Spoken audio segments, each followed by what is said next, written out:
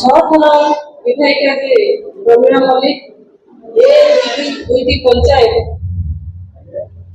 ସର୍ବାଧିକ ମତଦାନ କରିଥିଲା ପରେ ବି ଏ ଅଞ୍ଚଳର ବାସିନ୍ଦା ତାଙ୍କର ନ୍ୟାଯ୍ୟ ଅଧିକାର ପାଇପାରି ନାହାନ୍ତି। କେନ୍ଦ୍ର ସରକାର ଦେଉଥିବା ଯେତେ ପ୍ରକାର ଯୋଜନା ପ୍ରଧାନମନ୍ତ୍ରୀ ଆବାସ କୁହନ୍ତୁ,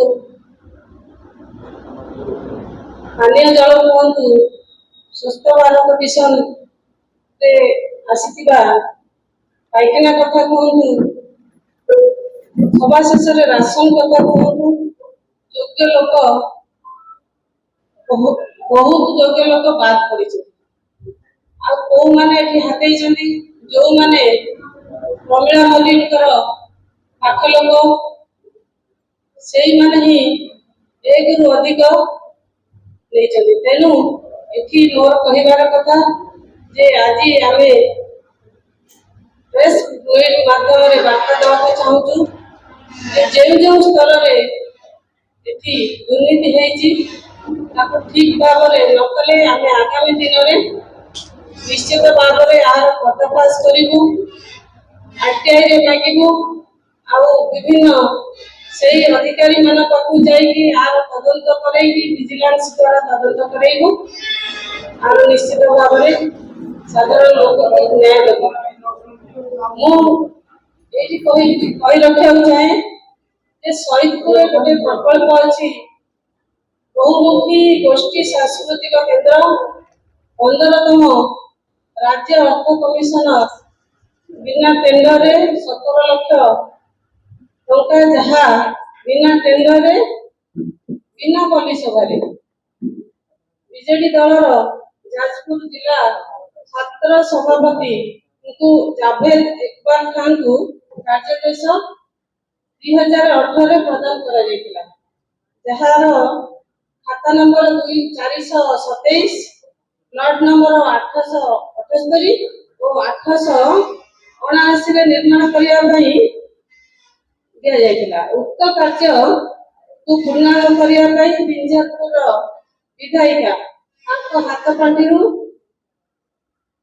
2021-2021ରେ ଆର୍ଥିକ ବର୍ଷରେ 7 ଲକ୍ଷ, ପରେ ପୁଣି 5 ଲକ୍ଷ, ପୁଣି ତାପରେ 5 ଲକ୍ଷ ଓ ପୁଣି 23-24 ଆର୍ଥିକ ବର୍ଷରେ 10 ଲକ୍ଷ ପ୍ରଦାନ କରିଛନ୍ତି ହାତ ଖୋଲିକି। କିନ୍ତୁ ଏଇ ଯୋଉ 50 ଲକ୍ଷ ବା ଅଧା କୋଟି ଟଙ୍କା ବହୁମୁଖୀ ଗୋଷ୍ଠୀ ସ୍ୱାସ୍ଥ୍ୟ କେନ୍ଦ୍ରକୁ ପ୍ରଦାନ କରାଯାଇଛି, ମୋର ପଚାରିବାର ଅଛି ଏହି ବହୁମୁଖୀ ଗୋଷ୍ଠୀ ସାଂସ୍କୃତିକ କେନ୍ଦ୍ରଟି କୋଉଠି? ବିଞ୍ଜାରପୁର ଶହୀଦପୁର ଭିତରେ ଏଇ ଜିନିଷ ଅଛି, ଏଇ ଗୋଷ୍ଠୀ ସ୍ୱାସ୍ଥ୍ୟ କେନ୍ଦ୍ରଟା ସାଂସ୍କୃତିକ କେନ୍ଦ୍ରଟି କୋଉଠି ଅଛି? এইଭଳି ଭାବରେ ଆମେ ଯଦି ଦେଖିବା ବହୁତ କଥା ଲୋକଲୋଚନକୁ ଆସିପାରିବ। ଇଏ ଗୋଟିଏ ମାତ୍ର ଭାତହାଣ୍ଡିରୁ ଗୋଟିଏ ଭାତ ଚିପିଲା ଭଳିଆ ଗୋଟିଏ କଥା, ଏଭଳିଆ ବହୁତ କଥା ଯେ ଲୁକାୟିତ ଅବସ୍ଥାରେ ଅଛି। ମୁଁ ପ୍ରେସ୍ ମିଟ୍ ମାଧ୍ୟମରେ ଏଟା ଆମେ ତ ଆହୁରି ଆଗକୁ ବହୁତ କଥା ଦେଖିବା, ତେଣୁ ଏଟାକୁ ନିଶ୍ଚିତ ଭାବରେ ଯଦି ଏହାର ତଦନ୍ତ ନ କରାଯାଏ ଆମେ ନିଶ୍ଚିତ ଭାବରେ ଲୋକଲୋଚନ ଆଣିବାକୁ ବାଧ୍ୟ ହବୁ, ଆଉ ସେ ଲୋକକୁ ନ୍ୟାୟ ଦେବୁ। ଇଏ ଯୋଉ ତ୍ରୁଟି ରହିଛି ଆକୁ ସାମ୍ନା କରିବାକୁ ପ୍ରସ୍ତୁତ। ଆଉ ମୁଁ ଏଠି ଗୋଟେ କଥା କହିବାକୁ ଚାହେଁ ଯେ ମୁଁ ଆପଣଙ୍କ ସାଙ୍ଗରେ ରହିବି, କୁଣ୍ଡ ଭଳିଆ ଠିଆ ହେବି। ଆପଣମାନେ ମୋତେ ସହଯୋଗ କରନ୍ତୁ, ବିଞ୍ଜାରପୁର ଶହୀଦପୁରର ବାସିନ୍ଦା ମାନେ ଆପଣଙ୍କ ସାଙ୍ଗରେ ମୁଁ ରହିବି, ଆଉ ଯେତେବେଳେ ସୁଖ ଦୁଃଖ ସୁବିଧା ଅସୁବିଧାରେ ମତେ ଖୋଜେ ମୁଁ ଆପଣଙ୍କ ପାଖରେ ଠିଆ ହେବି। ବିଶେଷ କରି ଆଜି ମୁଁ ବିଶେଷ ଖୁସି ହୋଇଛି ଏଠାରେ ମାଇନରିଟି ଯୋଉ ମୁସଲମାନ ସମ୍ପ୍ରଦାୟର ଲୋକମାନେ ଉପସ୍ଥିତ ଥିବାରୁ ମୁଁ ବିଶେଷ ଖୁସି ହଉଛି, କାରଣ ଏକ ବିଜେପି ଦଳ ତରଫରୁ ପ୍ରେସ୍ ଇସ୍ତାହାର କରାହଉଛି। ମ୍ୟାଡାମ କହୁଥିଲେ ଯେ ଦୁର୍ନୀତି କଥା ଖାଲି ବିଞ୍ଜାରପୁର ନୁହେଁ, ଯଦି 147ଟି ନିର୍ବାଚନ ମଣ୍ଡଳୀ ହଉ କିମ୍ବା 314 ବ୍ଲକ ହଉ ଓଡ଼ିଶାରେ ଯୋଉ ଜାଗାର ହାତ ମାରିବେ କୋଟି କୋଟି ଟଙ୍କାର ଦୁର୍ନୀତି ହେଇଛି। ଯେ ଆପଣମାନେ ବିଶେଷ ଭାବରେ ଆପଣମାନଙ୍କ ମନରେ କଥା ଆସୁଥିବ ଯେ ବିଗତ ଦିନେ ଆମେ ବି ଏ ବିଜୁ ଜନତା ଦଳରେ ଥିଲୁ, ସେତେବେଳେ ଆପଣମାନେ କାହିଁକି କହୁନଥିଲେ? ମୁଁ ଆଜି ଆପଣମାନଙ୍କୁ କହିଦେବା ପାଇଁ ଚାହୁଁଛି, ଯେତେବେଳେ ବିଜୁ ଜନତା ଦଳ ତିଆରି ହେଇଥିଲା ତାର ଯୋଉ ମୁଖ୍ୟ ଲକ୍ଷ୍ୟ ଥିଲା, ତାକୁ କିଛି ଅଫିସର ସେ ଦଳକୁ ଚାବୁଡିକି ଧରି ଯୋଉମାନେ ବିଜୁ ଜନତା ଦଳ ତିଆରି କରିଥିଲେ ସେମାନଙ୍କୁ ବାହାର କରିଦେଇ ଦୁର୍ନୀତିରେ ଲିପ୍ତ ରହିଲେ। ସେଥିପାଇଁ ଆଜି ବିଜୁ ଜନତା ଦଳ ଭୁଷୁଡି ଯାଇଛି। ବିଶେଷ ଭାବରେ ଯୋଉ ମୁସଲମାନ ମାନଙ୍କର କଥା ମୁଁ କହିବି, ଭାଇମାନଙ୍କର କଥା କହିବି ଯେ ଭାଇମାନେ ମୁସଲମାନ ଭାଇମାନଙ୍କୁ ଏଭଳି ଏକ ଭୟଭୀତ କରାହେଇଛି ଯେ ସମସ୍ତଙ୍କ ମନରେ ଏଭଳି ଏକ ଭୟ ଅଛି ଯେ ବିଜୁ ଜନତା ଦଳରେ ଆପଣମାନେ ଯଦି ନ ରହିବେ ବିଜେପି କୁ ଯିବେ, ବିଜେପିରେ ଦଙ୍ଗା ହବ, ଏ କଥା ମନରେ ପୁରେଇ ଦିଆଯାଉଛି। ଆପଣ ଶୁଣିଲେ ଆଶ୍ଚର୍ଯ୍ୟ ହେବେ, ଏ ବିଜାରପୁରର ମୋର ଜଣେ ବନ୍ଧୁ ସେ ମତେ ଫୋନ କଲେ, ଯଦିଓ ମତେ ଡାଇରେକ୍ଟ ଫୋନ ନ କରି ଧରି ଫୋନ କଲେ, ଆମ ଘରକୁ ମୋ ମିସେସ୍ କୁ ଫୋନ କଲେ, ତାପରେ ମତେ ଦେଲେ ଫୋନ।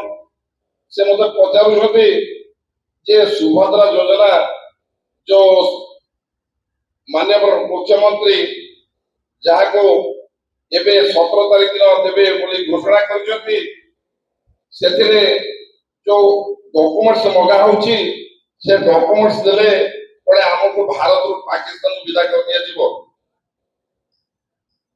ମାନେ ଆଶ୍ଚର୍ଯ୍ୟ କଥା, ଯୋଉ ଡକୁମେଣ୍ଟ ସୁଭଦ୍ରା ଯୋଜନାରେ ଦିଆ ହଉଛି ପ୍ରତ୍ୟେକ ଲୋକ ବ୍ୟାଙ୍କରେ ଆକାଉଣ୍ଟ ଖୋଲିଛନ୍ତି, ସମସ୍ତଙ୍କର ବ୍ୟାଙ୍କରେ ସେ ଆକାଉଣ୍ଟ ମଧ୍ୟ ଅଛି, ଆଧାର କାର୍ଡ ଅଛି, ତ ଆଧାର କାର୍ଡ ମାଗୁଛନ୍ତି।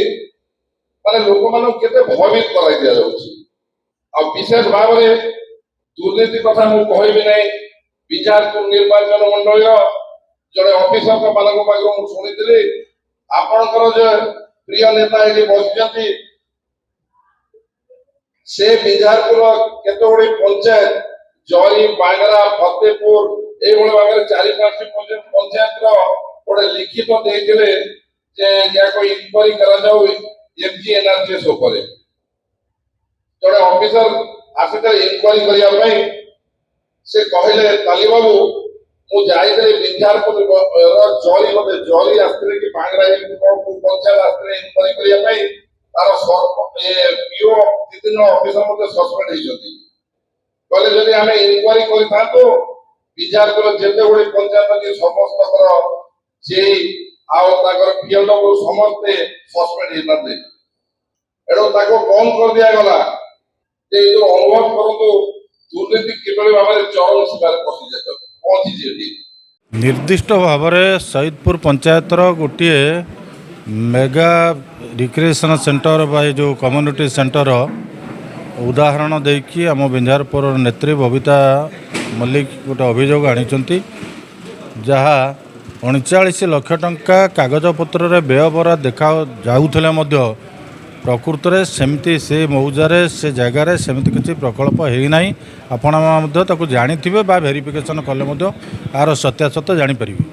ଇଏ ଗୋଟେ ଉଦାହରଣ ଦେଇକି କହୁଥିଲେ ସାରା ନିର୍ବାଚନ ମଣ୍ଡଳୀ, ବିଞ୍ଜାରପୁର ନିର୍ବାଚନ ମଣ୍ଡଳୀ ହେଉ କି ଯାଜପୁର ଜିଲ୍ଲା ହେଉ, ବିଗତ କିଛି ଯେଉଁ ଲଗାତାର ସରକାର ରହିଲା ଏବଂ ଶାସନ କ୍ଷମତାରେ ଅନ୍ଧ ହେଇକି ଜିଲ୍ଲା ତମାମ ଆକୁ ଗୋଟେ ଦୁର୍ନୀତିର ପ୍ରୟୋଗଶାଳା କରାଯାଇଥିଲା ଓଡ଼ିଶା ରାଜ୍ୟରେ ଯାଜପୁର ଜିଲ୍ଲାକୁ। ଏବେ ଦେଖା ହେଉଛି ଗୁଡ଼େ ମାନେ ଲକ୍ଷ ଲକ୍ଷ କୋଟି କୋଟି ଟଙ୍କାର କାମ ମଧ୍ୟ ଆଦୌ ନ ହେଇକି ମଧ୍ୟ କାଗଜପତ୍ରରେ ତିଆରି ହେଇଛି। ସେମିତି ବିଞ୍ଜାରପୁରର ନିର୍ଦ୍ଦିଷ୍ଟ କିଛି ପ୍ରକଳ୍ପର କଥା ସବୁ ପଞ୍ଚାୟତର ତ ଏମିତି ଆଖିବୁଜା କାମ ହେଇଛି ଏବଂ ନିର୍ଦ୍ଦିଷ୍ଟ କିଛି ଅଭିଯୋଗ ଆଜି ଭାରତୀୟ ଜନତା ପାର୍ଟି ବିଞ୍ଜାରପୁର ତରଫରୁ ଅଣାଯାଇଛି ଏବଂ ଆମେ ଆଶା କରୁଛୁ ତୁରନ୍ତ ଏହାର ପୁଙ୍ଖାନୁପୁଙ୍ଖ ତଦନ୍ତ କରିକି ବ୍ଲକ ପ୍ରଶାସନ ଏବଂ ଜିଲ୍ଲା ପ୍ରଶାସନ ଏହାର ଉତ୍ତର ଏହାର ସ୍ପଷ୍ଟତା ଜନସାଧାରଣ ପାଖରେ ରଖିବେ।